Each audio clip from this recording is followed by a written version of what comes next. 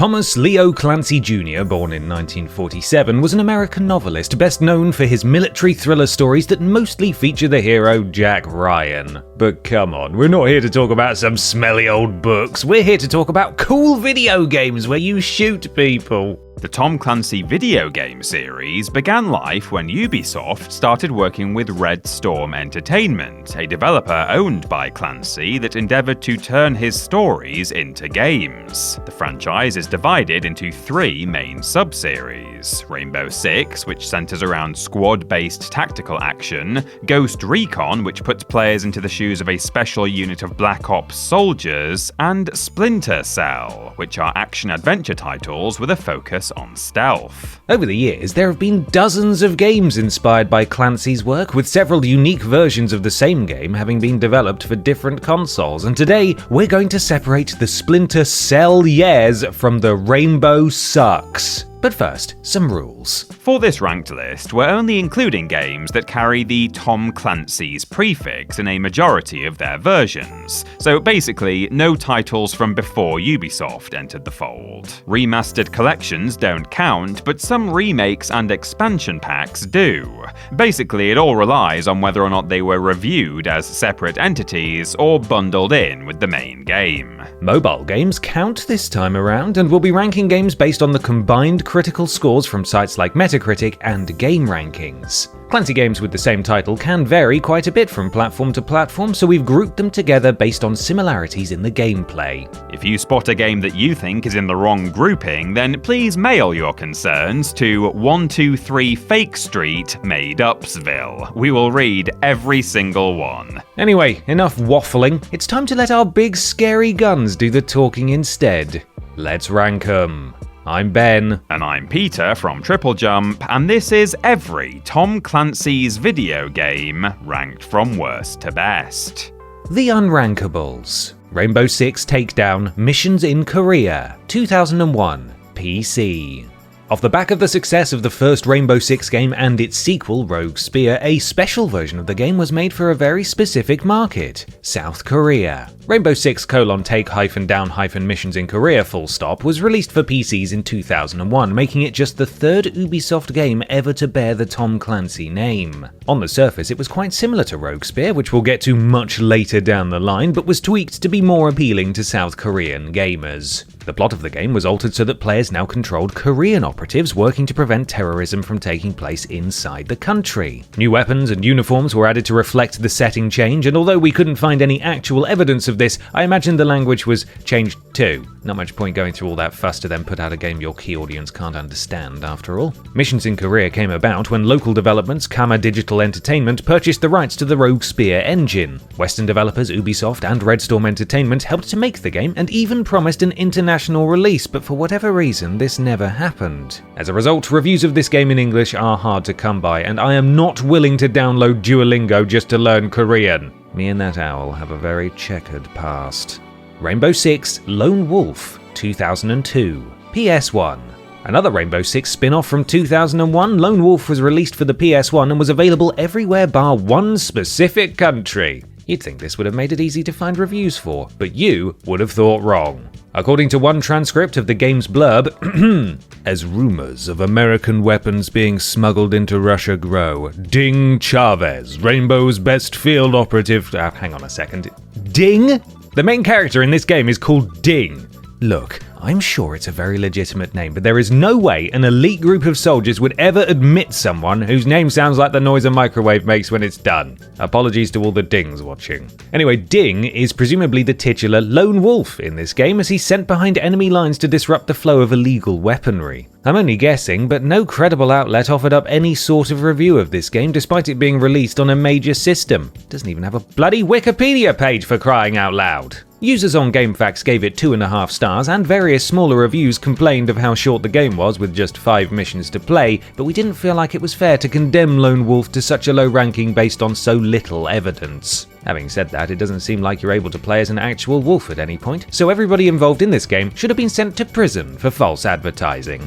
End War Online, 2015, PC.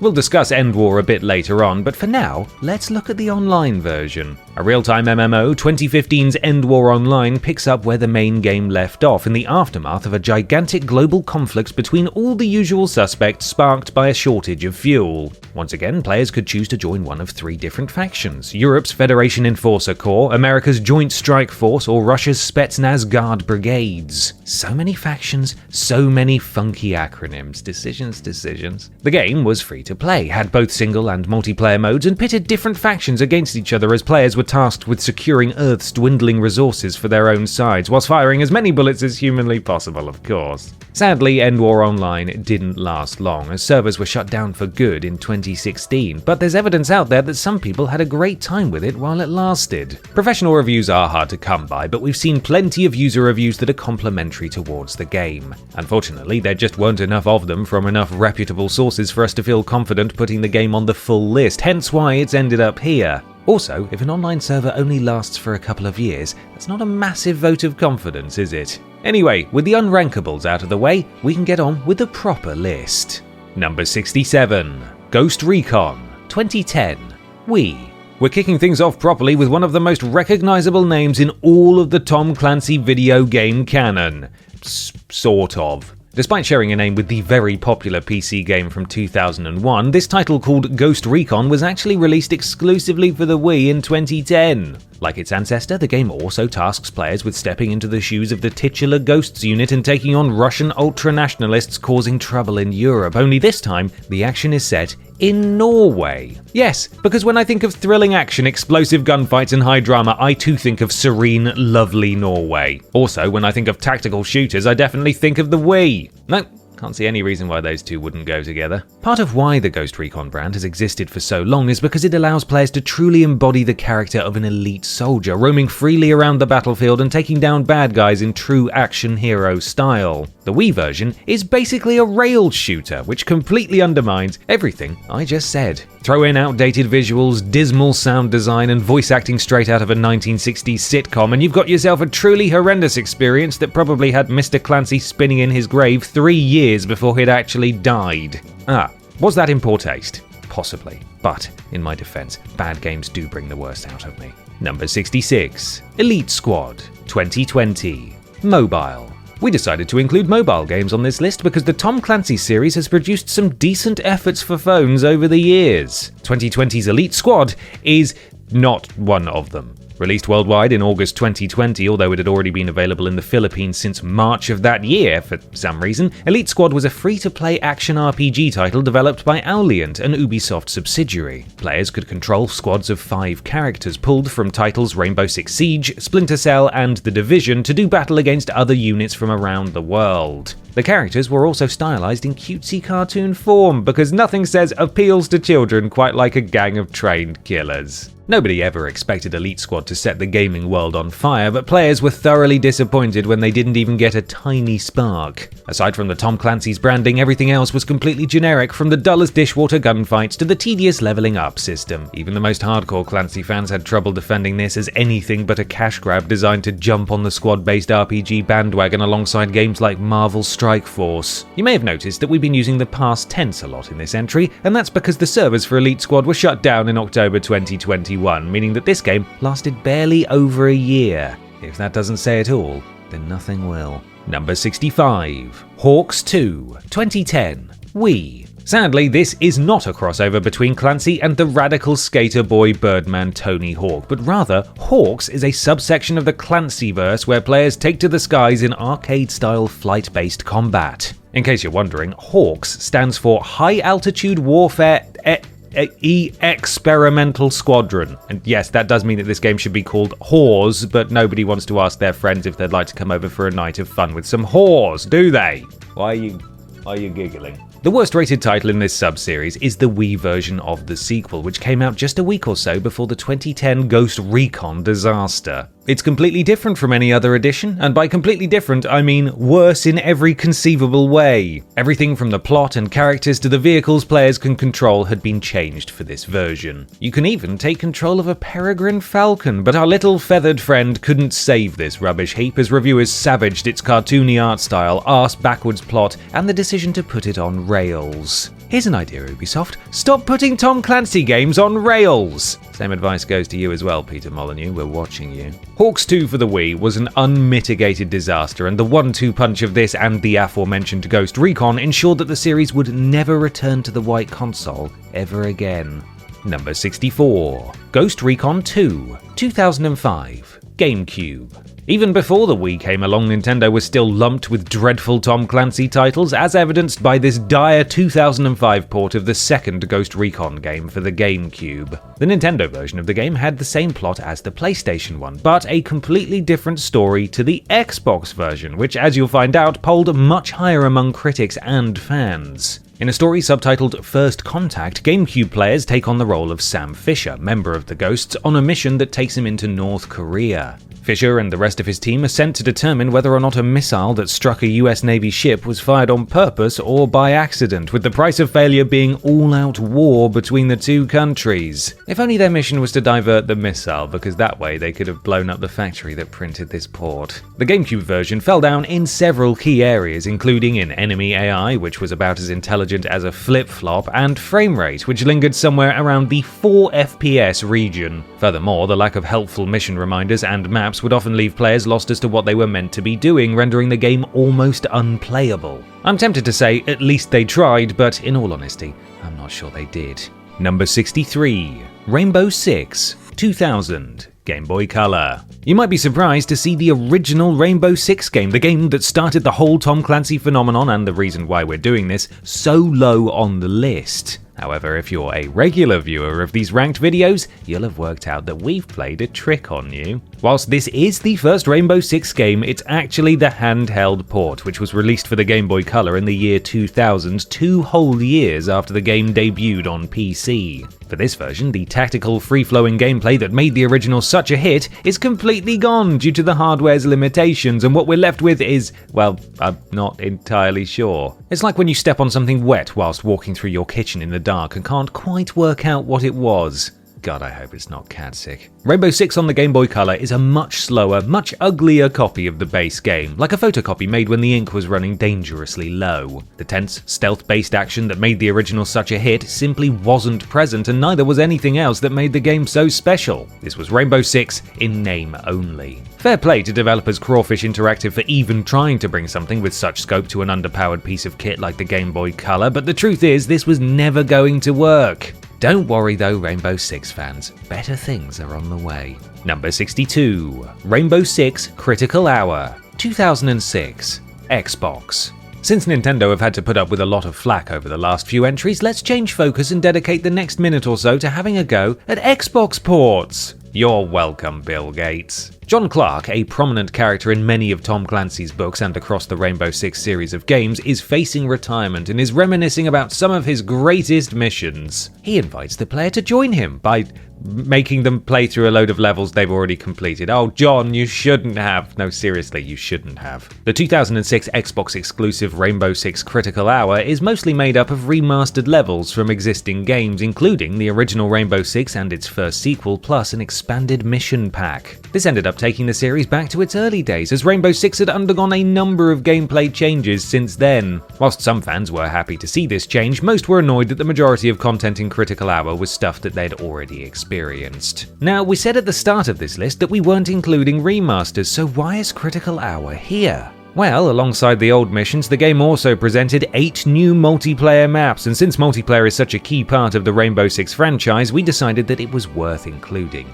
Unfortunately, these additions were not enough to save Critical Hour from subpar review scores, so all we did was end up making more work for ourselves. Serves us right, really. Number 61. Ghost Recon Predator, 2010, PSP.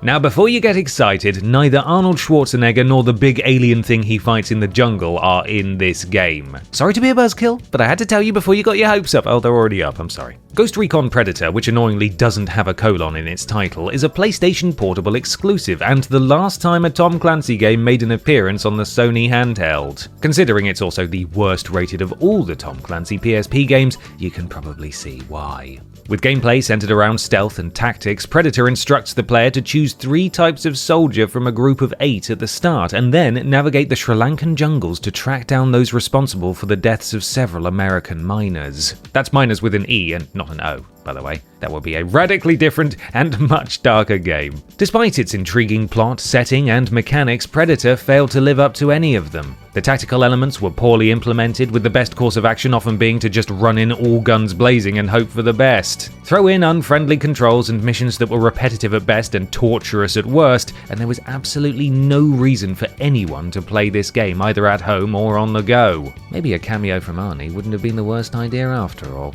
Number 60. Ghost Recon Advanced Warfighter, 2006, Xbox and PS2. Should Warfighter be written as all one word? Does it even need to be there, considering all wars have fighters in them? You'll be faced with all these questions and more if you sit down to play this Tom Clancy game that was released on various different platforms throughout 2006. PlayStation 2 and the original Xbox both got the game in March, with these 2 versions being similar enough to be bundled together here. The plot is all about a meeting between the presidents of America, Mexico, and Canada, which gets disrupted after an uprising in Mexico City. And so, Ghost leader Scott Mitchell must get up off his backside and rescue the US and Mexican leaders. Wait a second, what about the Canadian one? Oh, he's already dead. Never mind then. Combat was made easier in this game, so players could now tank multiple bullets instead of dying instantly like in previous Ghost Recon games. The PS2 and Xbox versions are played solely in first person and unfortunately were stripped of a lot of the features found on other systems, such as having multiple AI teammates and longer levels. I'm sure that didn't affect the review scores though.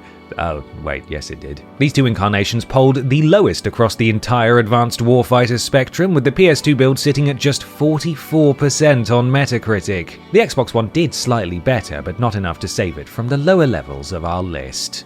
Number 59. Splinter Cell Essentials, 2006, PSP. And the award for the most ironic video game title goes to Splinter Cell Essentials for the PSP, because under no definition of the word is this game essential. Released in 2006 as the 4th game in the Splinter Cell subseries and the first to be available on handhelds, this title once again lets players take control of Sam Fisher, only this time he's a naughty, naughty fugitive. Oh, Sam, what have you done now, you rascal? Fisher is interrogated by NSA operatives, which forces him to relive events from his past. These events are played out as the game's levels, with extra emphasis placed on stealth and subterfuge. There were high hopes for Essentials before it got released, but unfortunately, as with our writer's A-level results, it failed to live up to the hype. How the hell did he get a D in media studies? Basically, the game tried to do way too much on a severely limited piece of kit. Players might have found the control scheme more accessible were they using a proper controller instead of frantically mashing at the PSP's buttons. The frame rate was poor, the graphics were a nightmare, and the whole thing reeked of mediocrity. Considering how incredible the first game had been, perhaps Ubisoft were foolish to think that they could cram a decent Splinter Cell experience onto a tiny handheld. Actually, scratch the perhaps part.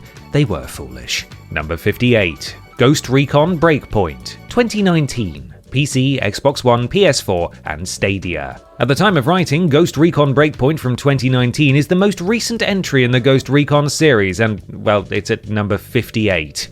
Yikes. Set in the year 2025, which I'm sure felt much further away in 2019 than it does now, Breakpoint follows on from the previous game, Wildlands, but with a few minor tweaks. This time, Lieutenant Colonel Anthony Nomad Perryman must lead his team of spooky boys on a mission to a secluded island owned and operated by a shady robotics company. Furthermore, the main antagonist of this game is voiced by none other than Jon Bernthal. Finally, my dreams of shooting the Punisher in the face could come true. Slightly disturbing fantasies to one side, Breakpoint was not well received upon its release. The missions were poorly designed reruns of those in other games which failed to satisfyingly guide players through the story. It didn't help that the narrative was all over the place, with microchips, paramilitary groups, and sentient drones all doing their best to clutter things up. And then there's the real kicker. Every gamer's least favourite 5-syllable word: microtransactions. The scale of the pay-to-win elements in Breakpoint got so bad that Ubisoft had to remove certain perks from the game in the face of customer backlash. Backlash that only intensified when they decided to add NFT support as well. The irony of this happening in a game that is inherently anti-technology is not lost on us. Number 57. Ghost Recon 2, 2004, PS2. Ghost Recon 2 is back! And it's still rubbish! Hooray! Though not as bad as the GameCube port we've already talked about, the PlayStation incarnation of the second Ghost Recon outing was still rather detestable. Following the same story, which means it's time for some more North Korea-based fun, players of this version were also tasked with stopping a crazed general from starting a global war. Let's look at some of the ways this was better on PlayStation. The multiplayer was good. The box had a nicer design, look at that, lovely. PlayStation is more fun to say than GameCube. I'm struggling here if you couldn't already tell. Basically, it seems like the multiplayer was the only thing that saved this wretched game from being consigned to the dung heap. All of the good things about the first Ghost Recon were gone. The console simply wasn't up to the task of generating the graphics, which looked amazing on Xbox, and the linear mission structure was so boring it was somehow more dangerous to one's health than an actual North Korean missile. Even the lauded online mode wasn't safe from criticism, as players lamented a lack of competitive and co-op modes, so they couldn't even get the multiplayer right. Come on, game. Fans of Ghost Recon 2, please don't worry. We will eventually get to the actually good version of your game, but for now, we've just got to linger on this one for a few more seconds, and for that, we are truly sorry. 1, 2, 3. Okay, now we can move on. Number 56. Rainbow Six Lockdown, 2006. PC. Rainbow Six Lockdown, which was released across a variety of platforms between 2005 and 2006, is a fascinating example of why we've decided to include so many separate versions of games in this list. Unfortunately, before we get to that discussion, we have to talk about that god-awful PC build. The lads from Rainbow are back once again, this time out to thwart a group of rotters who have gotten their hands on a deadly bioweapon. Ding Chavez returns as the player character, and I've just learned that Ding is actually short for Domingo. Every day's a school day, eh? Lockdown saw a significant switch up in the classic Rainbow Six formula, including a more linear level structure and the introduction of a save feature. The PC version was the most affected by these changes, as sniper levels and cutscenes present in the console edition were removed. Whilst it did try and vary up its level design to make things less straightforward, the lack of a planning stage before missions took away many of the strategic elements that had been such a core part of the Rainbow Six games in the past. As a result, Lockdown for the PC received the lowest average review scores out of the 3 distinct iterations of the game. There were plenty of other things wrong with it too, but we still have to talk about the game 2 more times, so let's save some of the complaining for those entries. Number 55. Rainbow Six Vegas, 2007. PSP. Viva Rainbow Six Vegas. No, that doesn't work. Let's move on. After getting released on Xbox and PC in 2006, the 6th Rainbow Six game, which technically makes this Rainbow Six 6, which is a lot of fun, came to PlayStation a year later via the PS3 and, unfortunately,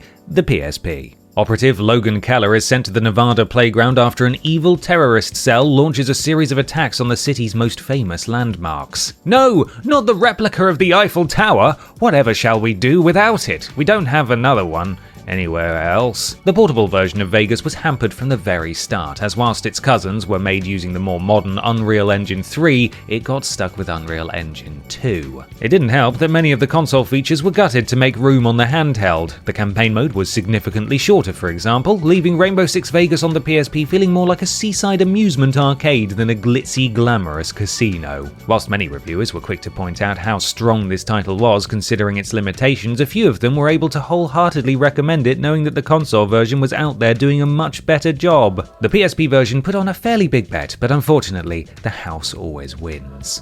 Does that make sense?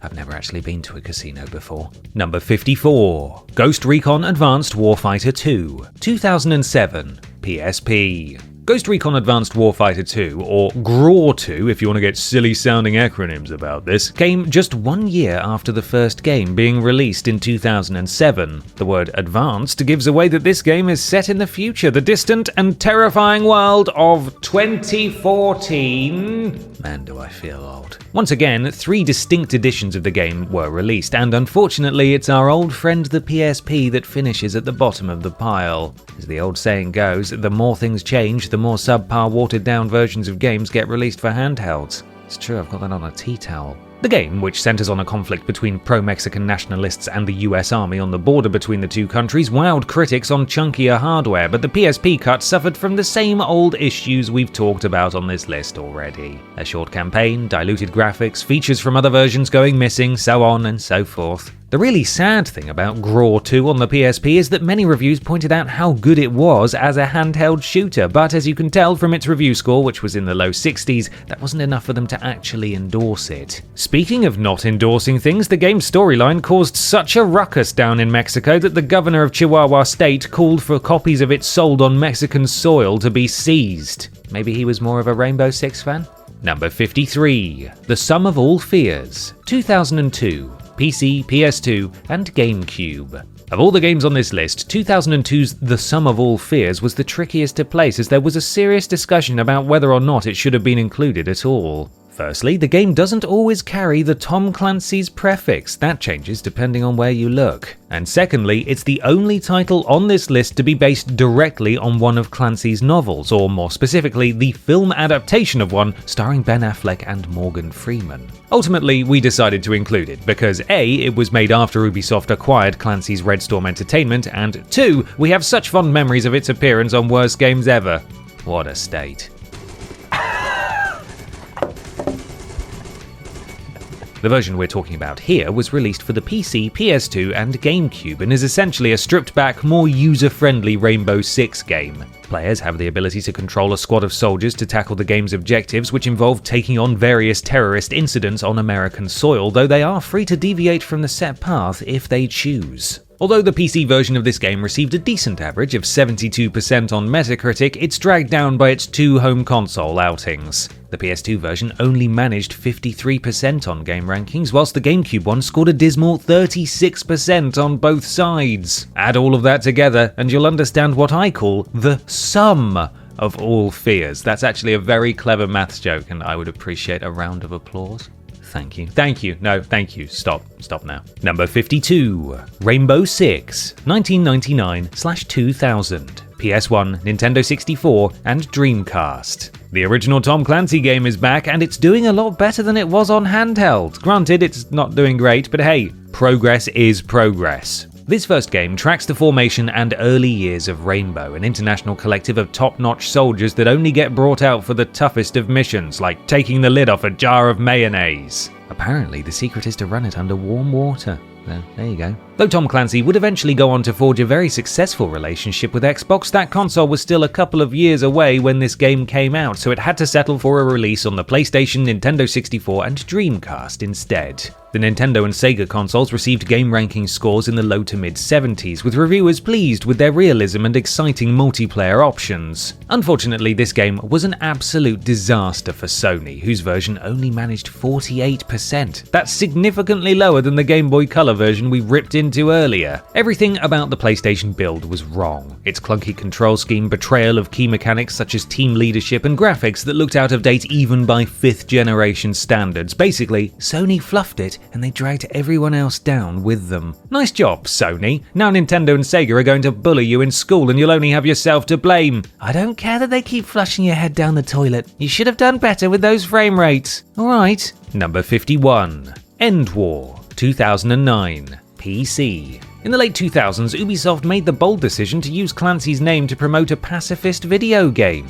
End War was a message to the world to put down their weapons and join together in peaceful harmony, to put petty squabbles to one side for the good of... What's that? It's actually called End War, all one word, and it's about World War III. Oh, for crying out loud. Instead of a powerful statement of peace for our time, End War is actually a strategy game with lore so deep you could bury yourself in it. We won't get into all of that now because we're going to be talking about this game a lot and not always in a complimentary manner. Ubisoft had high hopes for this title, even tentatively planning a sequel before it got released. Unfortunately, the first game was considered a commercial failure, so plans for a standalone follow-up were dropped in favour of an online expansion. The PC version of End War fared the worst critically, despite featuring more appealing real-time tactics as opposed to the handheld's turn-based approach. Most critics saw it as a decent start, but a little too rough around the edges to be considered truly good. Many were hopeful that a sequel would iron out these issues, but alas, that never came. And that's the real tragedy here. Well, apart from the breakout of a massive war, that's quite bad too, I suppose. Number 50. Splinter Cell Pandora Tomorrow, 2004, Game Boy Advance. Shall we go to that jewellery shop today? I'd rather not, but can we go in 24 hours time? So what you're saying is that you want to go to Pandora Tomorrow. Look, you try and come up with a better way to introduce this game. The first sequel to the original Splinter Cell title, Pandora Tomorrow from 2004, revisits the shady world of the NSA's secret third echelon division headed up by walking trauma story Sam Fisher. Quick note, Fisher is voiced by Michael Ironside. How does the voice actor have a cooler name than the super spy? The world's not fair, is it? Fisher and his friends are on a mission in a recently independent nation trying to stop a local militia group from orchestrating more suicide bombings. Much like with the first Splinter Cell game, the action in Pandora Tomorrow can be enjoyed on many different bits of kit, each with subtle differences. Also, like with the first game, the version for the Game Boy Advance is comfortably the worst. The GBA edition did come in for some praise, particularly for its slick control scheme, but everything else felt like a bit of a letdown. Its slow pacing got on many people's nerves, and the fact that there was little improvement from the first handheld Splinter Cell title also came under fire. One reviewer even likened it to a tech demo, and there really is no coming back from that. Peter? Number 49, The Sum of All Fears, 2002, Game Boy Advance. Hello, Mr. Affleck and Mr. Freeman. Come to waste all of our time with a middling movie tie-in game again? I'll get you a cup of tea, sit down. Jack Ryan is back once again with the second and final iteration of The Sum of All Fears, and in a shocking twist, the version made for handhelds has actually outscored the one for consoles. Somebody call the Pope, because we've just witnessed a miracle. Before we get too carried away though, let's get one thing straight. This is also not a good game. Even though players can now only control one soldier at a time, the sheer number of different inputs is brain-melting, leaving you essentially trying to do algebra when you should be diving through a storm of bullets. The missions are dull and repetitive, and there's nothing here you can't get in a much better, more polished portable shooter. Where the Game Boy Advance version of The Sum of All Fears comes into its own, though, is in the fact there's only one of it. By which I mean, the console and PC version got weighed down by the hideous PS2 and GameCube ports. The Game Boy Advance version, though, whilst unimpressive, wasn't offensive, and so it was spared the critical mauling given to its cousins. Feels a bit weird to be praising a game for not being as bad as something one reviewer called shockingly inept, but that's the way the cookie crumbles with ranked lists. Number 48, Hawks 2, 2010, PC, Xbox 360, and PS3. Considering we spoke about the Wii version of Hawks 2 several entries ago, it's fair to say that this one for the PC, PS3, and Xbox 360 is the superior way to play the game. Seeing as we're still relatively far down the list though, it seems that Hawks 2 sucks no matter how you play it. A completely different experience to the one found on the Wii, this time round players are mainly in charge of Major Alex Hunter, a skilled pilot with a cool action hero name, who joins a mission to stop a crazed Russian general who's using conspiracy theories to justify committing atrocious acts. Good thing nobody believes those sorts of stories in the real world though, right? Right? The second Hawks game tried to set itself apart from its predecessor by adding things like takeoff, landing, and mid-air refueling, which changed how players interact with the mission.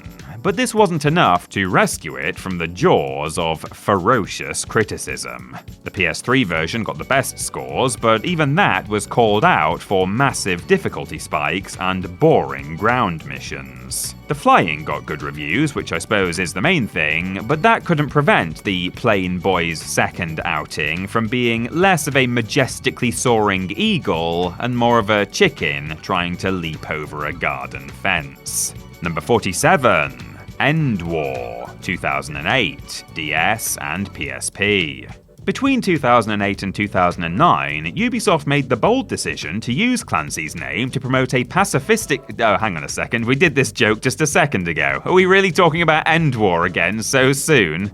Blimey. This time, the version of End War in the firing line is the one made for the Nintendo DS and PSP, which released in November 2008. Since we've already discussed the basics of this game, let's go over some of that deep lore we spoke of before, because that's what you all came here for, I'm sure. Fictional geopolitics. After a terrorist attack in the Middle East causes oil prices to skyrocket, Russia becomes the world's biggest supplier of energy, leading to their power increasing. This leads to them invading poorer countries and rising tensions with Europe and the US, which in turn...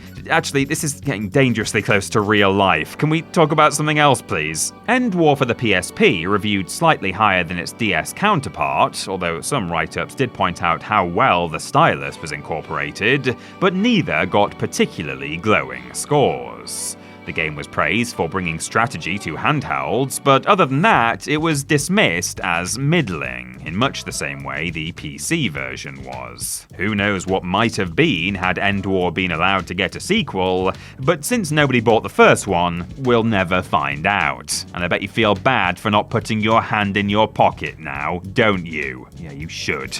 Number 46, Rainbow Six Rogue Spear, 2000 and 2001, PS1 and Dreamcast. I think we can all agree that spears are bad, but a rogue one? Oh, that's even worse! How did this even happen? Rogue Spear from 1999 was the final Rainbow Six game to be solely developed and published by Clancy's own Red Storm Entertainment before it was bought by UbiSoft back in 2000. This was when Ubi and Soft were still two separate words, so you know it was a long time ago. A direct sequel to the first Rainbow Six game, this time John Clark and his team of trigger-happy shooty boys are pitted against some baddies bent on using nuclear weapons to kill as many people as possible. Naturally, this is something Clark wants to stop, so it's up to you to swoop in and save the day.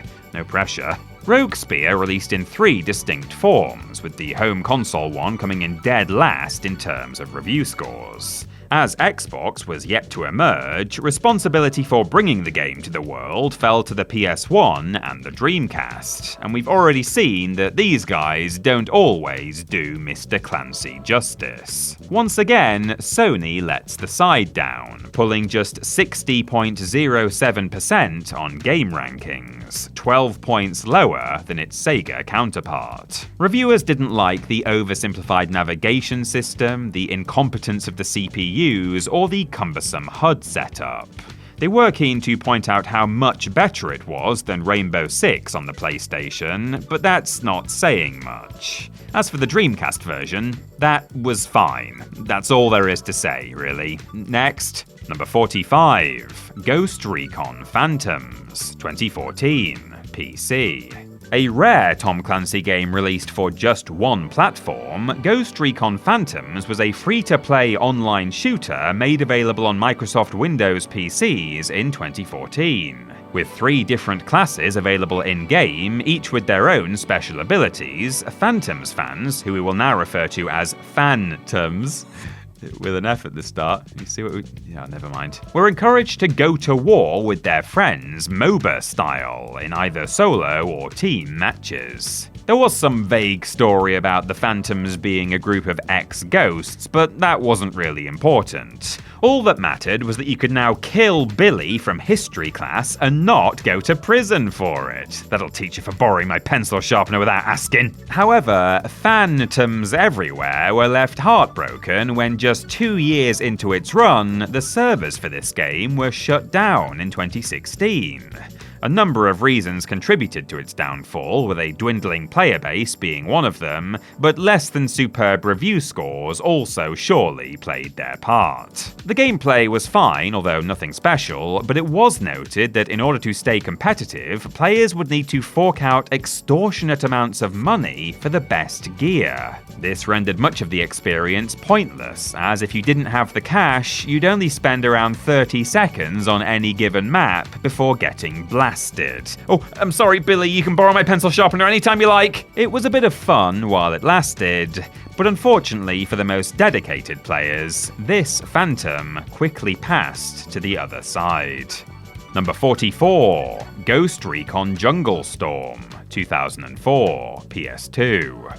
Oh, finally, a Ghost Recon game that uses a colon. God, thought this day would never come. The reason for this pleasing punctuation might be that Ghost Recon Jungle Storm isn't actually a game in its own right, but rather an expansion of the original Ghost Recon game. Actually, it's worse than that. Jungle Storm contained all the missions from a different expansion pack with 8 more missions tacked on. It's an expansion of an expansion. Also centered around events in South America, the new missions pit heroic ghosts against a group called the MFLC, which sounds more like a regulatory body than a terrorist organization. With action spread across Colombia, Cuba, and more, a lot gets packed into just over half a dozen new stories. As you might imagine, many of the low review scores reflected on how little content there was in this package, but other elements of Jungle Storm were received well, especially the online play. However, if you weren't already a big fan of the series, it's hard to see why you would buy a copy. Incidentally, whilst we based this entry on the review scores of the PS2 version, Jungle Storm was also ported to mobile phones and the short-lived Nokia N-Gage. We couldn't find any numerical values for those versions, but we do know that it was runner-up in GameSpot's Best N-Gage Game of 2004 award, which is, really something. Number 43, Athena Sword, 2004, PC. Named after Tom Clancy's long-serving and dedicated receptionist, Athena Sword is... No, I'm only joking, there's no real person called Athena Sword.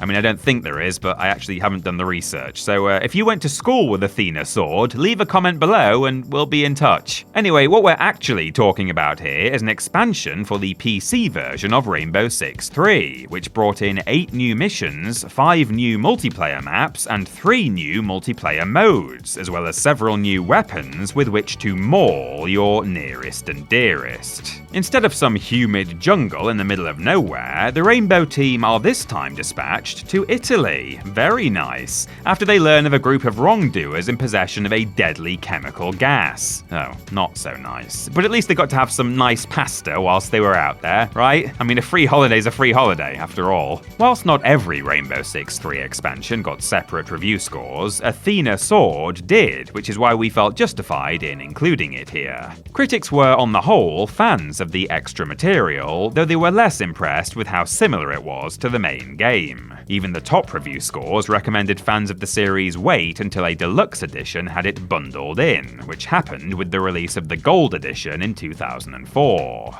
Still, there was enough goodwill floating around to avoid this being a complete disastro. That's disaster in Italian, by the way. Yeah, I know, I'm really clever. Number 42, Rainbow Six Lockdown, 2005, Xbox, PS2, and GameCube. We wanted to make the obvious joke about how funny it would have been if everyone started playing this game again during the coronavirus pandemic, but then I remembered how depressing all that was and decided not to bring it up. Oh, mind you, I did just bring it up, didn't I? We've already covered the PC version of Rainbow Six Lockdown, so let's move on to its main console variant, which was a massive improvement, but still probably not what Ubisoft were hoping for. The plot is largely the same. Stop a group of South African militants from unleashing a fatal airborne virus into the world, but there were a lot of key differences that put this one ahead. As alluded to earlier, console Lockdown got cutscenes in between the action, allowing players to form better bonds with the characters and assisting the overall story progression. It also came with sniper missions missing from the PC edition of the game, but some critics thought those were boring, so that one sort of balances out as net zero. Perhaps we should have split this entry into 3, considering each version came with unique online functionality. But do you really want to hear us talk about this game 4 times in total? Probably not. So in summary, the best one was on Xbox, allowing players to embark on a long career with a persistent character, and the worst was on GameCube, in the sense that that one didn't actually let players go online at all. Nice one, Nintendo. All that being said though, the average scores came out roughly the same, with average being very much the operative word for this fairly pedestrian shooter. Number 41, Rainbow Six Extraction, 2022. PC, Xbox Series, PS5, Xbox One, and PS4. If you require a Rainbow Six extraction, then firstly, where have you inserted Rainbow Six? My god. And secondly, make sure you ask for general anesthetic. The most recent game to bear the legendary R6 banner is this online cooperative shooter released in 2022. Initially subtitled Quarantine, you can see why they changed that, players must work together with their internet friends to clear up an alien invasion, with the perpetrators having taken over several locations around the world. As well as kicking ET's backside, you must also collect samples, gather data, and do other boring things that don't involve any shooting. This was quite a bold risk for a series that had been firmly rooted in reality in the past, and reviewers were pleased to see the franchise going in a new direction. The co-op elements were mostly fun and resulted in some truly tense moments, especially when one teammate was down and another had to rescue them. For God's sake, James, get good! Alas, with only 12 maps spread over 4 locations, some players found themselves getting bored of Extraction quite quickly. The addition of little green men wasn't enough to overcome how similar this felt to previous Rainbow Six games, and according to insider intel, Ubisoft paused development on the game in late 2022, so don't expect that to change anytime soon. Number 40. Hawks, 2009, PlayStation, Xbox 360, and PS3. For the third and final time today, let's talk about everyone's favourite failed acronym, Hawks. God, that's still really stupid. The first Hawks game, released in 2009, is set in the same world as Advanced Warfighter 2, where countries have shunned traditional armies in place of privately run military companies. It already gets points from us because it decided not to port itself over to the Wii. Nice job, game. Shame your successor didn't follow your lead. Arcade-style aerial combat is the order of the day, as players assume the role of squadron leader Major David Crenshaw, who actually crops up again in the second game. Poor soul. He and his crew end up on various missions that eventually result in him having to defend the President of the United States, because this is a Tom Clancy game and America obviously has to come first. Hawks fared best on the PS3, but not by much, as the Xbox 360 and PC versions both pulled similar numbers. There was always going to be fun to be had, flying cool planes and helicopters and shooting baddies out of the sky, but for some reviewers, this wasn't enough, and the game got bogged down by how mindlessly repetitive the missions were and how little online content there was. Still, at least it didn't use motion controls. Number 39. Splinter Cell Conviction, 2010, mobile. Technically, this entry is only about the iOS version of the game Splinter Cell Conviction, as other distinct versions were made for Android, Windows Phone, and Bada, whatever the hell Bada is, but reviews for those versions are hard to come by, and so the Apple scores will have to do instead.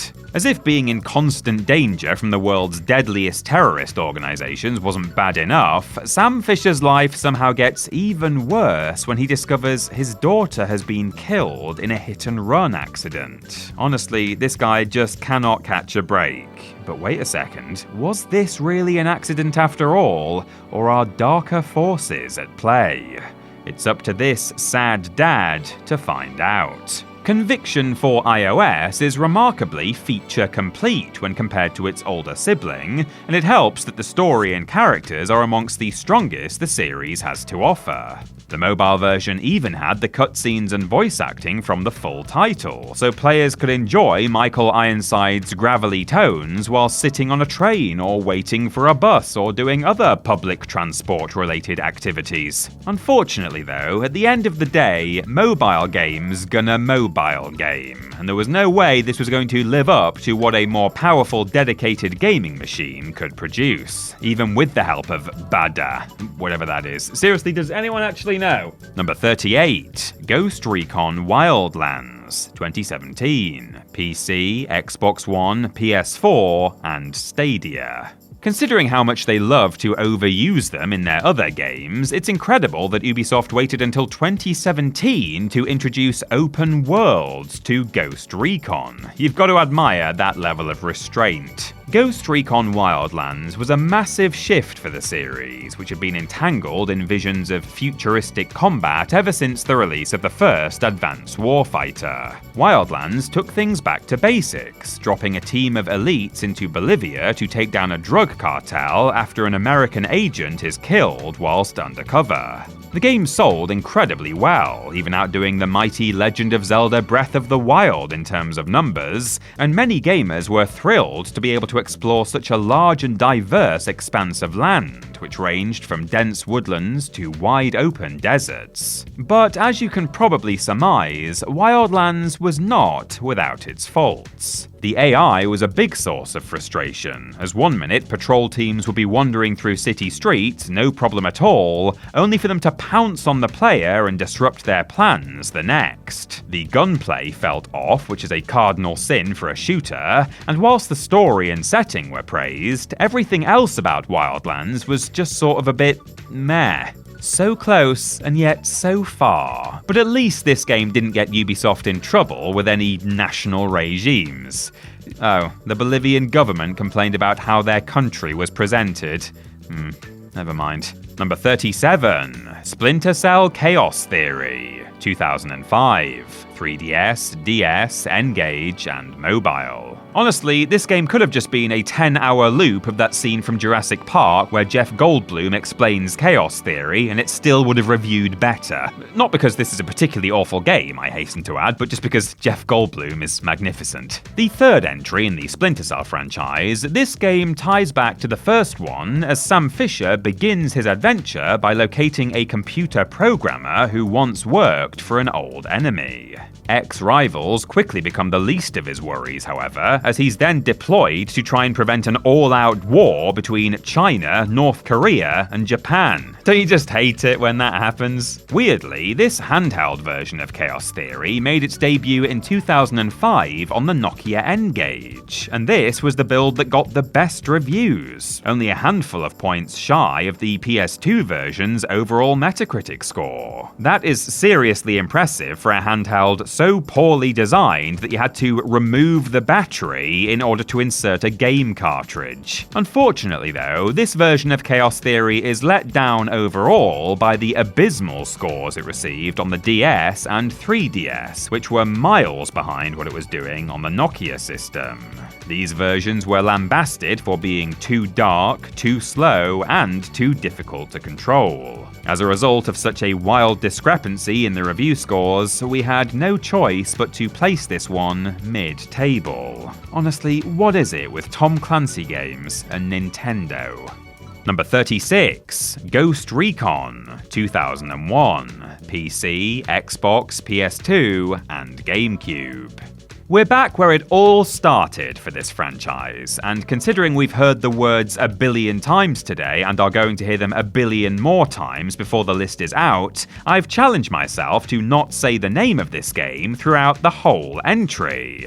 Let's see how this goes. Releasing in 2001, Tom Clancy's Spirit Surveillance was the first time players were introduced to the eponymous unit, as they took their first recorded mission into the country of Georgia to stop Russian ultranationalists from undermining its independence. Incidentally, the game is set in the then future of 2008, and in real life, Russia launched an actual invasion of Georgia in 2008. Was Tom Clancy some sort of soothsayer? If so, I wonder if he predicted how badly Ghost Recon on the Wii would perform. Ectoplasmic Espionage was the first Clancy game not based on a book, but that didn't hurt its appeal. Critics loved the Xbox and PC versions, praising the combat, tactics, and the variety of the missions. But then they played the versions on PS2 and GameCube, and it all sort of fell apart. Poor visuals, terrible controls, a lack of multiplayer options, no overall polish, you name it, this game had it. It didn't help that Phantom Fact-Finding was a year old when it came out on PlayStation and another year older when it hit the GameCube. It was simply outdated, and it suffered as a result. I think Sony and Nintendo owe you an apology, Ghost Recon. Oh wait, Ghost Recon, god damn it! Number 35. Splinter Cell, 2003, Game Boy Advance and N-Gage. Hope you've got your tweezers ready, because we're now taking our first look at the game that started it all for the Splinter Cell subspecies of Tom Clancy romps. The first Splinter Cell game initially came to Xbox in 2002, but it would eventually disperse over a wider field over the next year or so, landing on handhelds throughout 2003. The Game Boy Advance version came in the summer, whilst Nokia N-Gage users, if there was indeed more than one of them, got it just in time for Christmas, although nobody who had an N-Gage would have been on that year's nice list. The action, which followed Angry Man Sam Fisher and his early days in the top-secret 3rd Echelon unit of the NSA, tracked fairly well to portable consoles, with both versions doing okay, all told. Practically every review was quick to mention that it was impossible to fully convert all the action to a smaller cartridge, but that there was still plenty of excitement in the game's missions, and the graphics, whilst not 3D, looked great. The Game Boy Advance version connected to the GameCube via a link cable, and could be used to generate a real-time overhead map for players, adding another dimension to play, whilst also creating a use for the cable that didn't require you to make any friends. Result. Even the N-Gage version came in for some good praise, which is how you know it's a decent title. Well, either that or Nokia paid off all the reviewers, which we can't rule out at this point. Number 34. Rainbow Six Lockdown, 2005, mobile.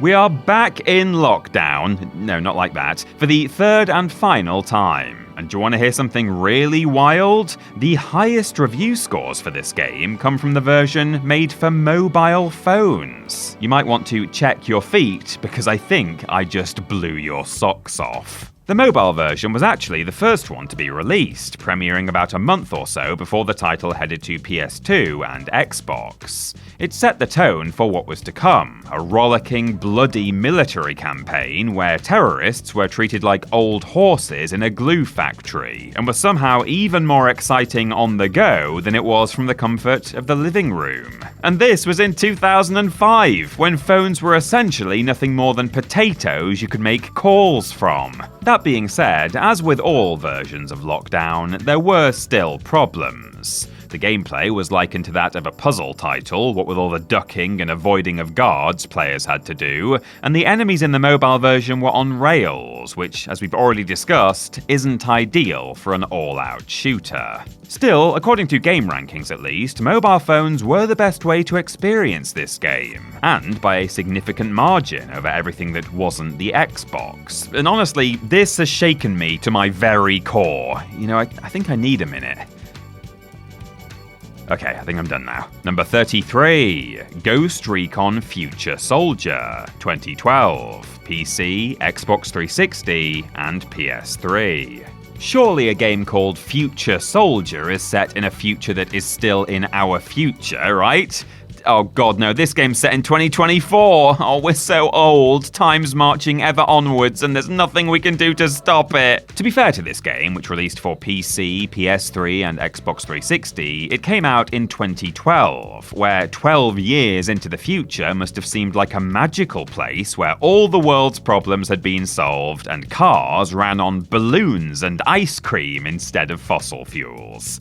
Think again, pal. What begins with the explosion of a dirty bomb in Nicaragua leads to a globe-trotting mission to save the world, taking the ghosts from the US to Bolivia, Russia, and Pakistan, somehow without upsetting any authorities along the way. Nice work. A fun new addition to the game was the introduction of adaptive camouflage, which allowed the ghosts to live up to their name and turn partially invisible. Improvements to weapon customization and team commands also came along, making for a fairly enjoyable terrorist bashing experience. Some outlets complained though that the game had become too simplified, discarding many of the tactical elements the series had been built on. This betrayal may have contributed to some of the lower review scores, particularly on PC, which yielded significantly worse numbers than on console. But still, Future Soldier didn't cause an international incident this time, and at this point, we'll even take that as a plus.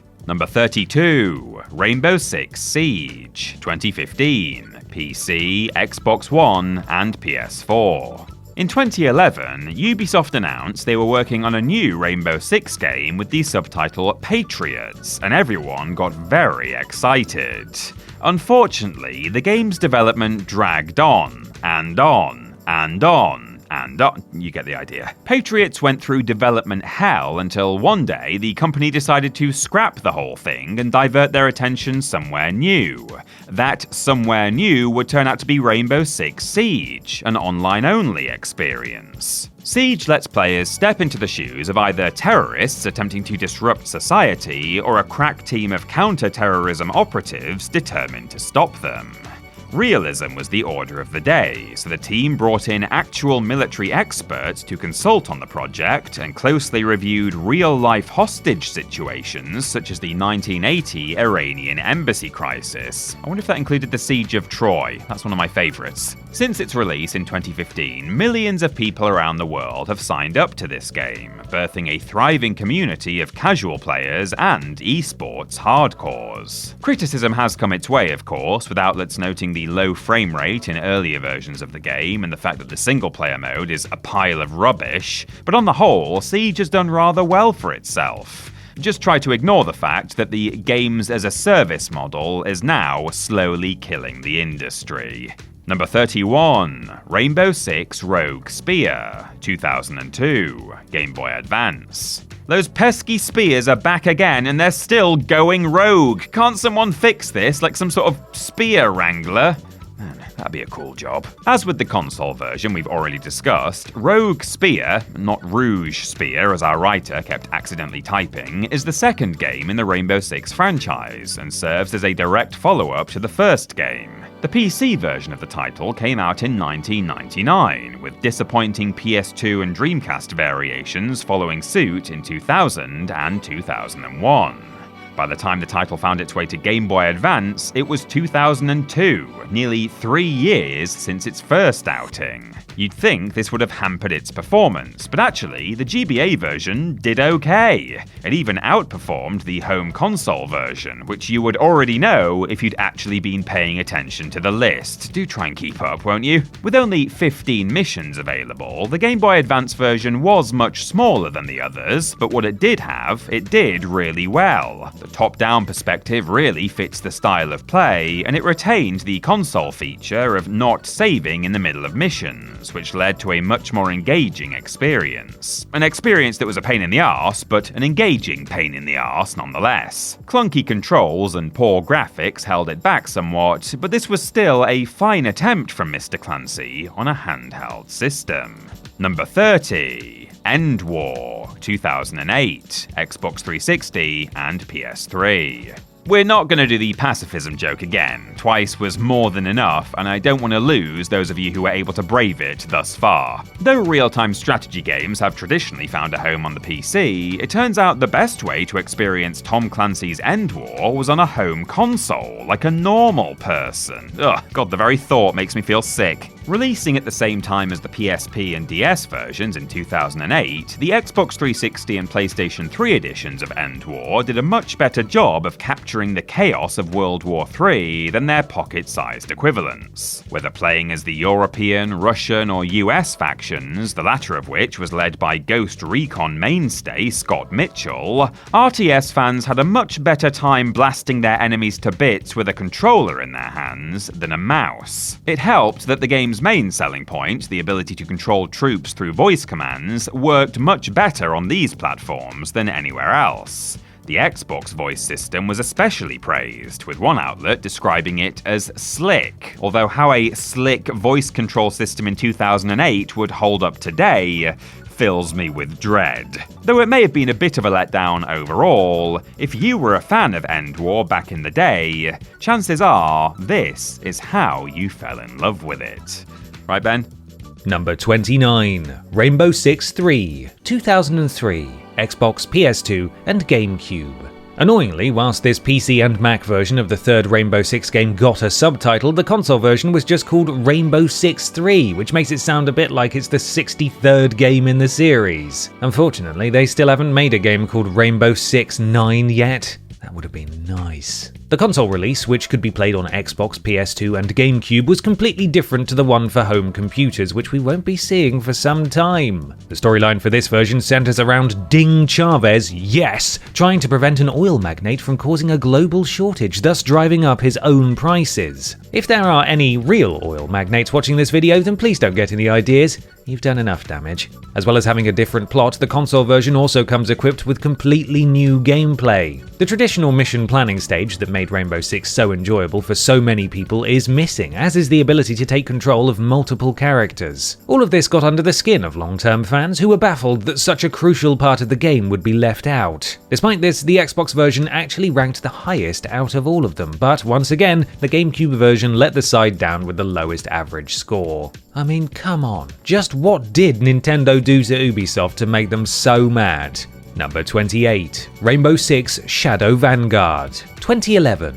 Mobile. Have you ever been sat at the back of a boring meeting or taking a number 2 and thought, man, do I wish I was playing a remastered version of the original Rainbow Six right now? Well, good news, my friend. Your prayers were answered in 2011 when this game came out. Rainbow Six Shadow Vanguard, which is one of the coolest names ever, was created by Gameloft, who were also responsible for making a number of the early Assassin's Creed games mobile-friendly. The title is still set around the formation of Team Rainbow, but moves the action forward a decade or so to 2012 and puts players in the role of a new character, Captain Federico "Fed" Gonzalez, as he and his team do battle with a group of eco-terrorists. The game could be played 3 ways: single-player campaign, online co-op, and online deathmatch, which gave it quite a bit of depth for a mobile title. There were issues with polish, and the multiplayer could lag like a nightmare depending on the strength of the Wi-Fi, but on the whole, critics were very happy with how well the action of the first game translated to this setting. Sadly, anyone looking to play Shadow Vanguard these days will have to be a bit naughty, as it was removed from digital storefronts a few years after its release. But come on now, if you can't pirate a game called Shadow Vanguard, then really what's the point of anything? We here at TripleJump do not advocate for piracy in any form.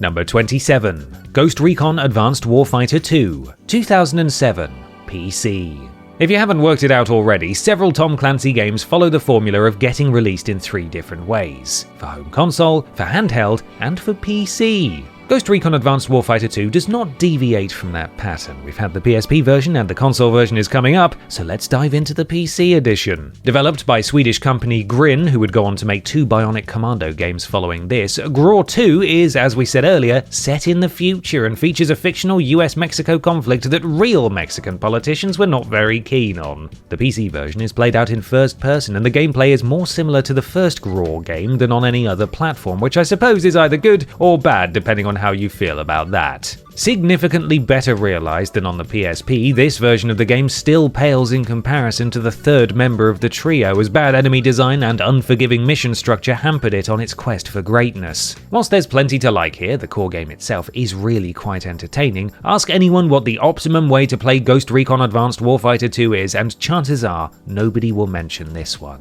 I suppose that's just the luck of the GRAW? Huh? As in luck of the draw? No? Alright, fine. Number 26. Ghost Recon Shadow Wars, 2011.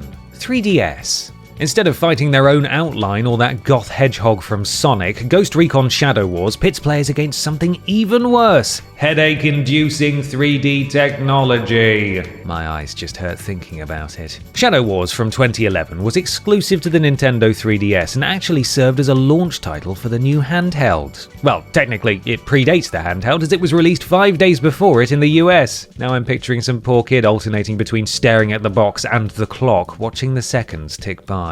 A turn-based game drawing on the likes of Fire Emblem, it drops the ghosts into Russia and neighbouring Kazakhstan, where instead of fighting Borat, they fight a corrupt politician and his armies instead. That is the exact opposite, by the way, of very nice. Outside of the main campaign mode, where players can level up their chosen soldiers by completing missions and earning rewards, there's plenty more to do, with a multiplayer mode that can be played on a single 3DS. Not sure how that would work or actually be any good, but I'm not a developer, so what do I know? Fans of turn-based strategy games were thrilled that they had a new competent game to play whilst out and about, although many were quick to admit that the story was as thin as a sheet of baking paper. Considering how other Tom Clancy games have fared on Nintendo systems though, this was a triumph.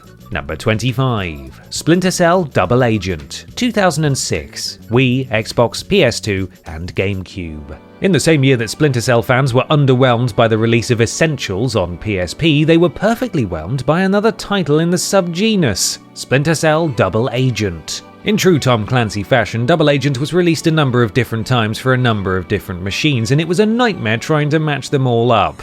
As far as we can tell, the versions for Xbox, PS2, GameCube, and Wii are all fairly similar, and that is what we're talking about right now. Brought to us by UbiSoft Montreal, this version of Double Agent sees Mad Lad-in-Chief Sam Fisher go on a nice relaxing mission to infiltrate a domestic terror cell. Why? To help him get over the death of his daughter, of course. Did nobody think to suggest a nice bubble bath instead? Maybe some therapy, definitely some therapy. Review scores for this version are all over the shop, with the Xbox named the best way to play the game and predictably the Wii and GameCube labelled the worst. The Xbox version was heralded as a return to form for the series, a beautifully realised and thrilling take on the action stealth genre. As for the Nintendo offering, that was called laborious unsatisfying, and I'm fairly sure one reviewer blamed it for the death of their dog. Christ. Much like chemistry class at school, a mostly good batch was let down by a couple of rotten eggs. But just how did the other version of Double Agent fare? Well, let's find out. Number 24. Splinter Cell: Double Agent, 2007, PC, Xbox 360, and PS3. Would you look at that? It's a Double Agent double bill. It's almost as if we planned it. We didn't, by the way. We take these lists very seriously here at TripleJump, and any suggestion otherwise will be taken as slander. We'll see you in court. Coming to PC, Xbox 360, and PS3 between October 2006 and March 2007, this version of Double Agent plays out differently from the one we've already talked about, although Fisher's daughter still dies at the start, so sorry, pal, we don't make the rules. Sam is still out to stop those pesky domestic terrorists, but this time his adventure takes him to the Democratic Republic of Congo and Shanghai, possibly a reference to Ubisoft Shanghai, who co-developed this version alongside Ubisoft Milan. It also comes with 3 different endings depending on which objectives are achieved, offering some sense of replayability. An entire new engine was developed for this game, which was quite a big risk, but one that paid off rather well. The 360 version wasn't that far off the Xbox edition in terms of Metacritic score, and the PC and PS3 versions, though not as good, were nowhere near as dire as the GameCube and Wii ports. This consistency gives the more up-to-date version of Double Agent the narrow edge. I do feel bad for the other one though, which is why I've written this special song in its honour. Are you joking? Of course I haven't written a bloody song. Do you know how busy I am? Number 23. Rainbow Six 3, 2004, mobile. Yes, the mobile version of the third Rainbow Six game outperformed several of the console releases. If you need to take a few minutes to steady yourself after this jaw-dropping news, then it's okay, we'll wait. Alright, hurry up, it's not that crazy. The mobile version debuted in January 2004, almost a full year after Rainbow Six 3 first came to PC. The plot of the game remains largely the same. A Croatian billionaire neo-Nazi starts funding fascist projects around the globe, and it's up to John Clark and his brightly coloured pals to stop him. 2 different versions of Rainbow Six 3 were released for mobiles, which we'll just call version 1 and version 2 from now on. In terms of review scores, version 2 scored higher, pushing its way into the mid-80s, whilst version 1 had to settle for a score in the mid-70s. Despite this discrepancy, it seemed as if both versions captured the essence of the original game despite the technical limitations. The action was crisp, the levels were well designed, and it ran rather smoothly considering it was on the same device you'd use to ring your nan. Unfortunately, very little information is available on what the differences actually were between these 2 versions, or even when they were released. We know that at least one was played from a top-down isometric perspective and was more focused on strategy, but I'll be damned if I could tell you which one. Maybe some things are better left a mystery. Number 22. The Division, 2016. PC, Xbox One, and PS4. In a world where numbers are just too big, an elite squad of mathematicians must tackle this problem head-on by splitting those numbers into fractions. From Tom Clancy, this is The Division. It's not really about maths, don't worry. Launching in 2016, The Division is another online-only jaunt, this time developed by the studio behind Avatar: Frontiers of Pandora, Massive Entertainment, an Ubisoft subsidiary. The premise is that there's been a pandemic, which was probably a lot more fanciful of an idea back in 2016, and New York has been overrun by criminals looking to take advantage of the crisis. The Strategic Homeland Division is a branch of government trying to rebuild the city and investigate how the disease got out, and guess what? You're going to help them! Oh, that's awfully nice of you. An open-world title with role-playing elements, co-op missions, and player-versus-player tasks, The Division gave its best shot at recreating a fully immersible version of the big infected apple, and on the whole, that's precisely what it did. Well stocked with items, full of players to interact with, and strong missions all contributed to an online Tom Clancy game that finally lived up to its potential. PC, PS4, Xbox One, no matter where you played it, you were guaranteed to have a fun time, although in the interest of balance I should point out that our senior writer Kat described The Division as dull in all caps. Make of that what you will. Number 21. Ghost Recon Advanced Warfighter, 2006, PC. The Windows PC version of GRAW was actually the last one to get released in a break from tradition, but anyone who was a good little boy or girl or other and waited for it was rewarded with a far superior experience to Xbox and PS2 owners. The plot is the same as the console release. The ghosts are still in Mexico, there's still an uprising that they have to protect the president from, and the Canadian PM still dies because that country just can't catch a break. The action is still in first person, but the levels are larger, allowing for, in the words of cinematic masterpiece Step Brothers, so much room for activities. Also different, and this is usually the case with PC versions of Tom Clancy games, is the emphasis on pre-mission planning, which is much stronger here. Players have more control over their squad, what weapons they're carrying, how they navigate certain scenarios, and what music they listen to. Okay, that last one was a lie, but wouldn't that be fun? As a result, reviewers had a much better time sat behind a computer than they did with a PS2 or Xbox controller in their hands. Though not perfect, there were some complaints about enemy AI, and some found it a bit too complicated for their liking. It was heralded by some as one of the best PC shooters of all time, which is nothing to turn your nose up at. Number 20. Splinter Cell Blacklist, 2013. PC, Xbox 360, PS3, and Wii U. With the remake of the original game still in development at the time of writing, 2013 Splinter Cell Blacklist is the most recent game in the night vision wearing series. Yeah, it really has been that long. Much has changed in the world of the Third Echelon, which was shut down 2 years prior to the events of this game. Sam Fisher is still around, although sadly not voiced by Michael Ironside. What's the name of this new guy? Eric Johnson? That's nowhere near cool enough. This game should get a 0 just for that. Oh, no, hang on. He does actually have a great voice, though. I take it back. Carry on, Eric. Unfortunately, as angry as I am at Mr. Johnson and his name, Blacklist is too much fun to stay mad at for long. First-time developers UbiSoft Toronto aimed to combine all of the best bits of previous Splinter Cell games, and that was a great idea, as this game is packed with exciting action, nail-biting stealth, and fun co-op levels for you to play as soon as you've worked out how to make a friend. Blacklist was revered as the best installment in the franchise in a very long time, with player freedom and decision-making a focus of much of the praise. Even the Wii U version didn't suck, which is really saying something. Yes, it still received the worst out of the 4 console versions on offer, but let's take the little wins where we can. Number 19. Rainbow Six Vegas 2, 2008. PC, Xbox 360, and PS3. 2 years after the Rainbow Six lads' holiday to Vegas, those cheeky chappies decided they hadn't had enough of the bright lights and big money, so decided to go back to their old stomping ground. What are they like, eh? Vegas 2, or Two Last to Vegas as I like to call it, is described as part prequel, part sequel, which is one of the stupidest things I've ever heard. What that drivel means is that some of the game's events happen before the first one, and some of them happen after. So why didn't they just say that in the first place? Anyway, it doesn't matter. The story is quite conventional fare for a Rainbow Six game. Some baddies have some nuclear weapons, the goodies have to stop them, stuff goes wrong, blah blah blah. There was some criticism that the game was too similar to the first one, but when you look at what this one offers, you'll see that that's not entirely true. The customization options are fantastic, with players able to change practically everything about their character. There was also the addition of a co-op only character, giving Vegas 2 players their very own gun-toting, ass-whooping version of Luigi. And they were customizable too, by the way. Even the snarkier reviewers had to admit that being similar to the first game wasn't a bad thing. By the way, that's in reference to the full console version that we haven't got to yet, and not the PSP one. Nobody wanted more of that.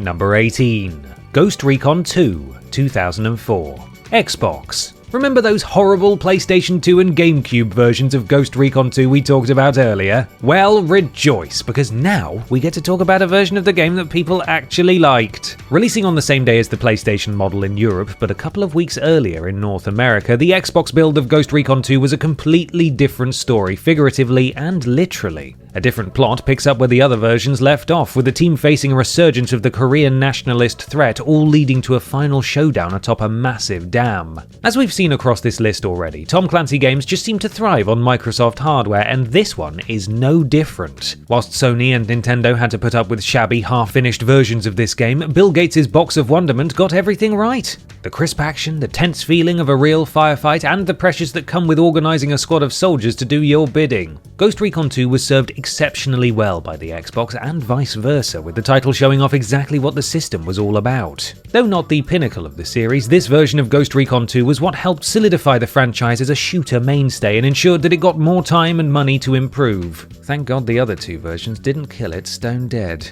Number 17. Ghost Recon Island Thunder, 2002, PC, Xbox and PS2. Do you remember Jungle Storm from earlier? The expansion pack for the original Ghost Recon game that essentially copied an existing expansion and added in a few more missions? Well, this is whose homework it was stealing. Island Thunder, which was released for PC and PS2 in 2002 and then Xbox in 2003, is set 2 years after the events of the main game and sets its action in Cuba, where a military group is looking to undermine the country's elections. It's up to the ghosts to drop in and protect democracy the only way they know how, by killing lots of people. Critics were very happy with Island Thunder, lauding the improvements it made over the original game, such as the weather effects and replayability, and the fact that, despite having the look and cost of an expansion, there was enough there to basically constitute a full new game. It played very well on Xbox and PC, which is why it sits so proudly this high up on our list. Interestingly, a PlayStation 2 version was made, but no Metacritic score for this edition is available. A quick look around the internet shows that it was fine, but nothing special, and since there's no average score, we can't factor it into our ranking. Do you think Ubisoft paid some intern to scrub every trace of it from the web?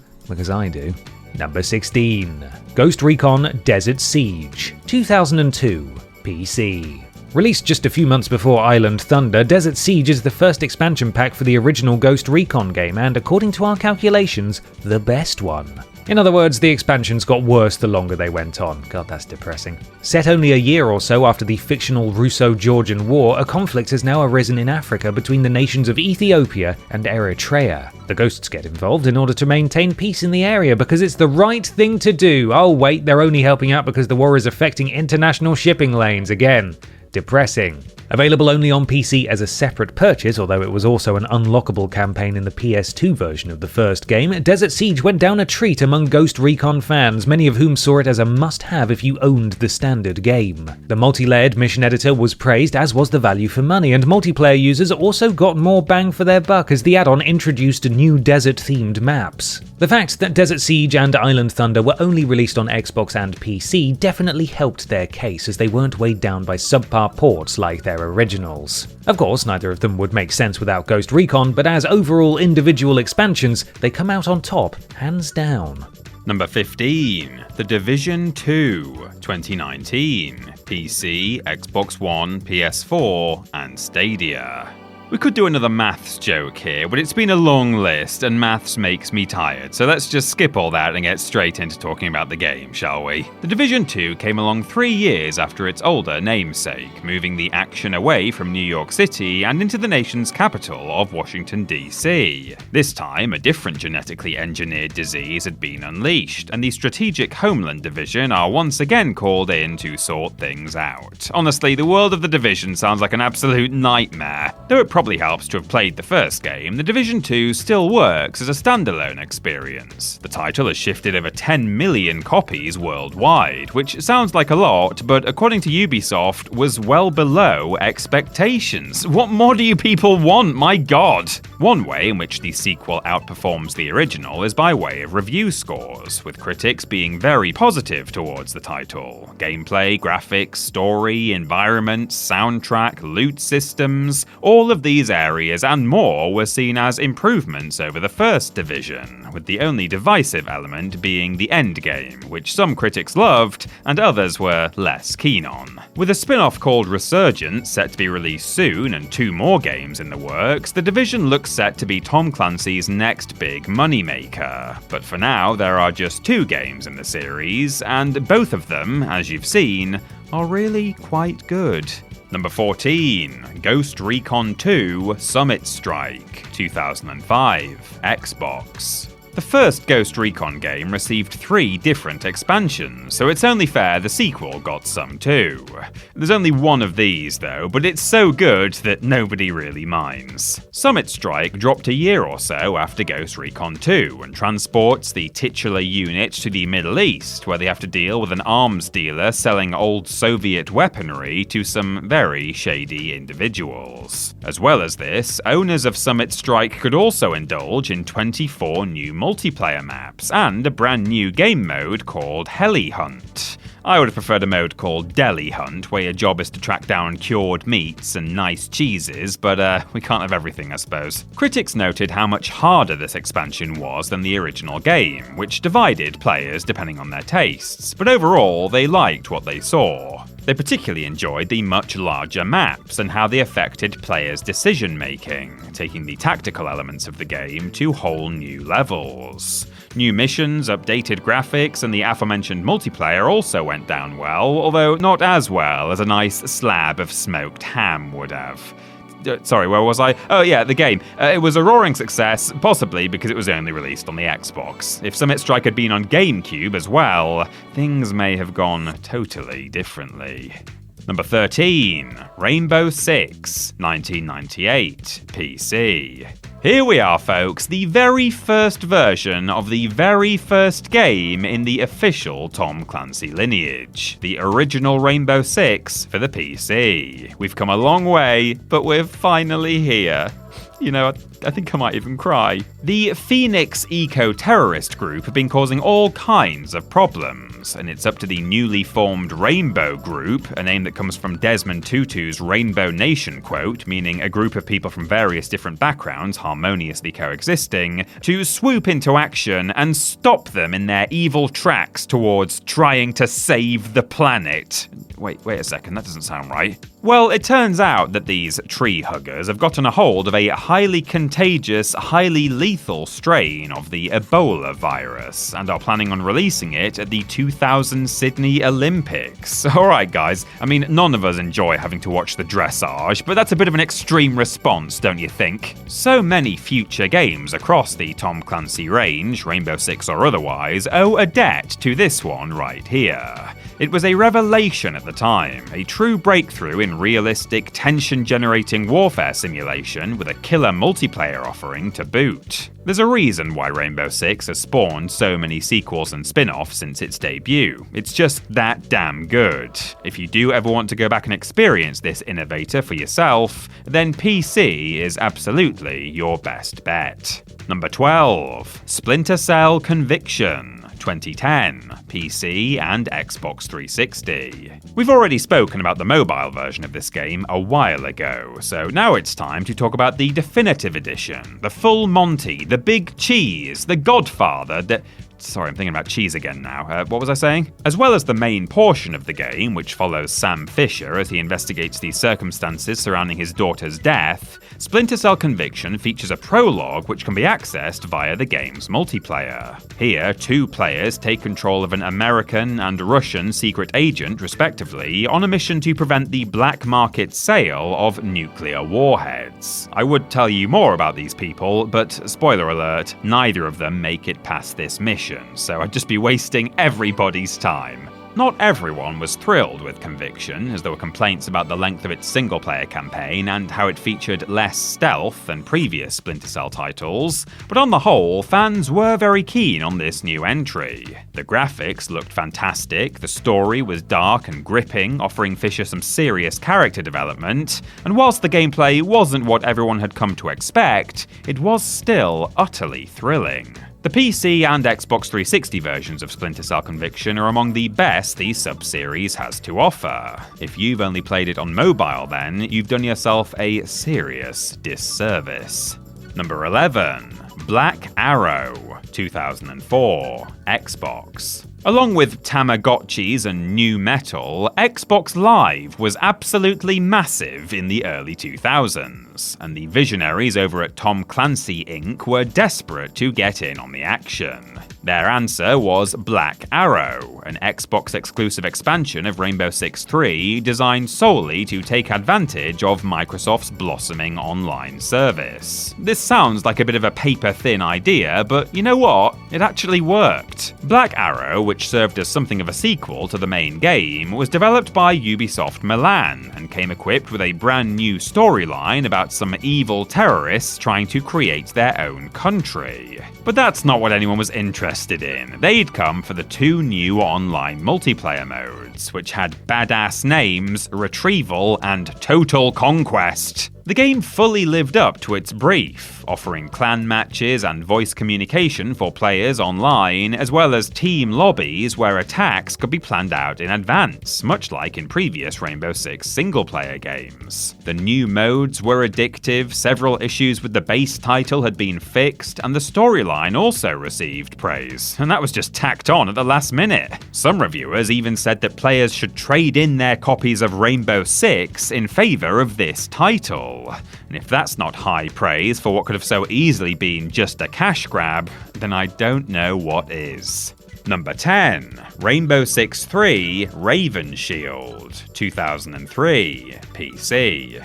The top 10 of Tom's tumultuous tussles kicks off with the game that we just told you to trade in for Black Arrow. Well, a version of it anyway. Whilst we've talked about Rainbow Six 3 a lot on this list already, we've never mentioned the subtitle Raven Shield before. And that's because only the PC incarnation of the game carried that name, and we've had to wait until now to talk about it because, well, it's really damn good. The game follows the Croatian billionaire plot we mentioned earlier, with a story going all the way back to the end of World War II. Whilst its plotline may have had one eye on the past, the gameplay of Raven Shield had one eye on the future, as this was the first time a Tom Clancy game took a more conventional first-person shooter approach, similar to that of the Counter-Strike franchise. The ability to fire in first person was added, as were new up-to-date weapons and tactics, whilst multiplayer also got a big shake-up, as online play was beginning to become a staple of modern gaming. For many, it felt like Rainbow Six had finally come together in the way the studio wanted it to, fusing realistic stories and threats with a mixture of stealthy sneaking and all-out action. A great game then, even if the name Raven Shield does make it seem like it's about protecting the local Corvid population. Number 9. Rainbow Six Vegas, 2006, PC, Xbox 360, and PS3. The best way to experience Vegas, the game that is, not the actual city, is to get the version that released across 2006 and 2007 for either PC, Xbox 360, or PlayStation 3. Come to think of it, going to actual Vegas would probably cost you an arm and a leg, so maybe this is the best experience all around. Much like on the PSP, Rainbow Six Vegas whisks players off to the titular city to go head-to-head with an international super-terrorist hell-bent on unleashing chaos there. Even more chaos than usual, I mean. Actually, I'm not convinced anyone in Vegas would even notice a full-on war. They'd probably think it was some kind of marketing stunt. A lot of critical praise was directed at this game's weaponry, which felt highly realistic and like it could genuinely kill someone. Incidentally, the number of reviewers who seem to know what different types of automatic rifle feel like should probably be looked into. Elsewhere, the maps, intuitive AI, variety of gameplay both on and offline, and plenty more was also given a big thumbs up, as players couldn't get enough of the carnage. The 360 version came out slightly better in terms of review scores, but honestly, wherever you played this game, you were practically guaranteed to hit the jackpot. That's a gambling joke. No, it's okay.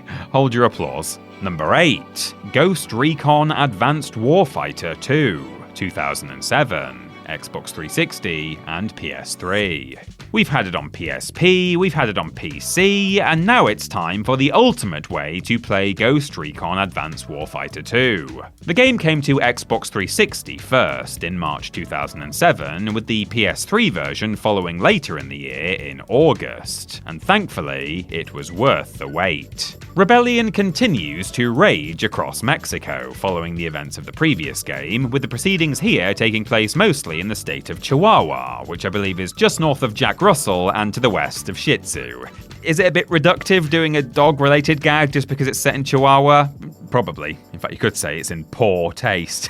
Okay, I'll stop. Scott Mitchell, who I think is unrelated to Phil, but we can't be sure, is helping the Mexican army when, wouldn't you know, some baddies steal some nukes and it's up to him to get them back. Never a dull moment, eh, Scotty? The Xbox 360 and PS3 versions of GRAW 2 play very similarly, which is to say, very well. Both games came with enhanced teammate AI, which was a complaint made about the last game, and CPUs now felt like real people, as opposed to a bunch of ones and zeros. The story was fantastic, as gripping as any of Clancy's novels, and combined with exciting gameplay and a variety of weapon options, made everything effortlessly enjoyable. I guess every dog really does have its day. Number 7. Rainbow Six Rogue Spear, 1999, PC. A little over a year after the first Rainbow Six game came out on PCs and took over the world, Ubisoft and Red Storm Entertainment released the first of what would be many sequels to the title. Its name was Rogue Spear. I mean, you already knew that because we've spoken about it before, and its name is in the title of the entry, but hey, never let the facts get in the way of a dramatic reveal. To be fair, this version, which was also solely for PCs, was the first, and therefore the true first sequel to a Tom Clancy game. Once again, John Clark leads the fledgling group on an anti-terrorism campaign that takes him all over the world, leading to an epic showdown inside a nuclear power plant. Yep, that all sounds rather exciting to me. Rogue Spear's home really is the PC, as that's where the best review scores for the title can be found. Critics were happy to report that several of the issues with the first Rainbow Six game had gone, leading to a much smoother, less immersion-breaking experience. The story was good, the gunplay was top-notch, and the atmosphere of, quick, let's get the baddies before they kill everyone, was present for all to see. Still, I don't think there were any actual spears in the game, which is flagrant false advertising. 0%, dead game, bottom of the list. Number 6. Splinter Cell, 2003, PS2 and GameCube.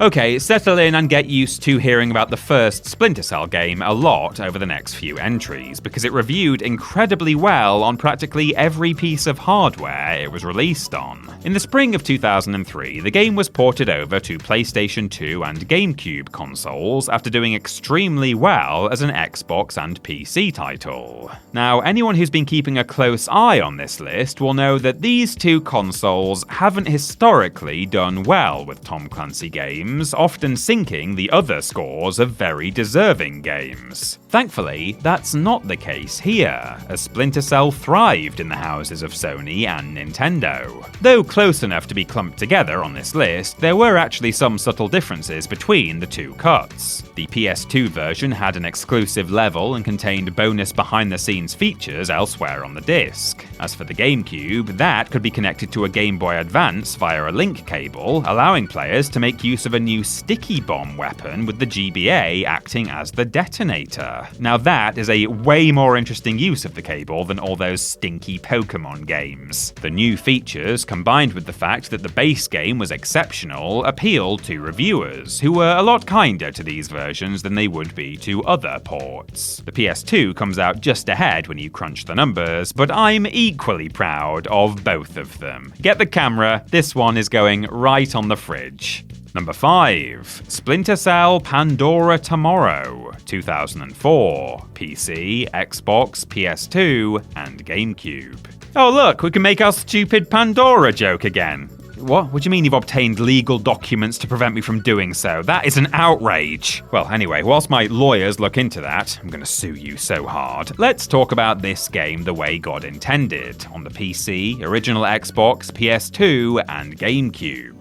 No, really, I'm pretty sure they wrote about it in the Book of Revelations. Across early to mid-2004, several similar versions of this game dropped, all with the same story of an East Timorese militant out to cause massive damage to America by detonating biological weapons on US soil. Sam Fisher, proud representative of the NSA's 3rd Echelon Division, must bring him to justice, and do so whilst looking as cool as possible. No matter what hardware they played on, critics were very impressed by what Pandora Tomorrow brought to the table. As well as the main story, the multiplayer also came in for high praise, with many citing it as the best in the franchise history so far. Regardless of what you were playing it for though, this game was guaranteed to have you hooked. It wasn't all peachy. The GameCube version scored significantly lower than its counterparts, although still quite well, but with the Xbox version of Pandora Tomorrow possessing a Metacritic score of 93,